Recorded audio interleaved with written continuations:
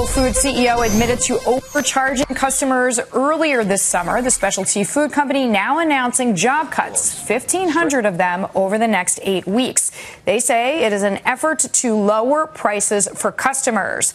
Supermarket guru Phil Lempert with me now, saying Whole Foods is continuing its downward spiral. So I want to ask you, the CEO actually made some comments a few hours ago saying that he is facing a tectonic shift in the marketplace. What do you think about that? Absolutely. Keep in mind something. When Whole Foods first was introduced to us, it was mind-blowing. We were used to going into a local health food store that was dirty, that had bins of food. The guy behind the counter could barely stand up. You thought he was dead. And Whole Foods changed all of that for all of us. But you know something, Deirdre? Since that point, they haven't done anything except open a lot of stores. They don't have the kind of employees that they used to have that really could answer just about any question that you wanted. And certainly when it comes to their prices, they've been significantly higher. You look at Kroger, which started their own organic brand.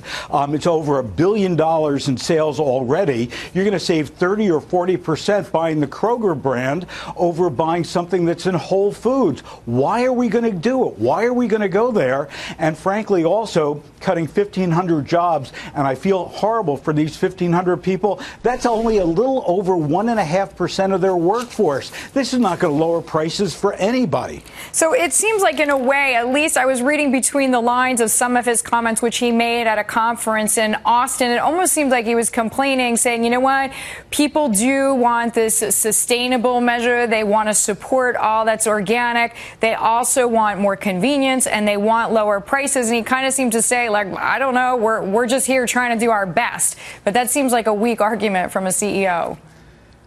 It is a very weak argument. And also keep in mind that about a year ago, they announced a new format called 365. So that's supposed to be a smaller store. It's supposed to have much lower prices, and it's going to promote their 365 store brand. But it's too little too late, because we already have 1,300 Aldi stores throughout the country. They're opening up 400 more in the next couple of years. Lidl is coming over here. And the millennials in particular, who love food, who have no money, love these kind of stores, and 365 is just happening a little too late. And I think you're right. I think that Walter Robb, and the good news is that John Mackey wasn't part of this conference, because every time, in the clip that you showed earlier, every time he talks, their stock just goes further down. But Walter Robb is just sitting there saying, yeah, we want to attract millennials, but we've got all these big stores.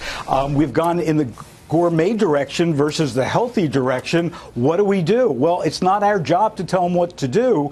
We as shoppers want better prices, and we want, frankly, a better shopping experience than we could get at Whole Foods these days. Yeah, and in fairness, that's part of the CEO's role. Supermarket guru Phil Lempert, glad to have you with us. Thank you very much for the time.